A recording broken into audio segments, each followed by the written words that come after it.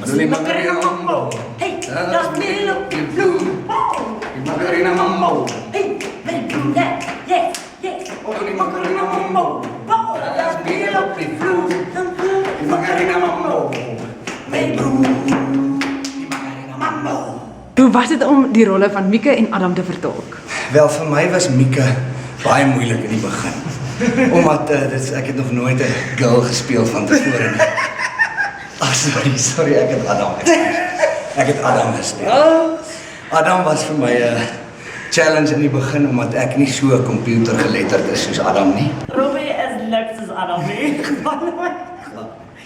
Adam vir die lewe baie ernstig op. Maar ek dink wat cool is van Adam en Mieke is dat hulle het 'n goal. Hulle goal is spontaan Ja. en hulle is nie net rugbyspelers en pompelmeisies nie.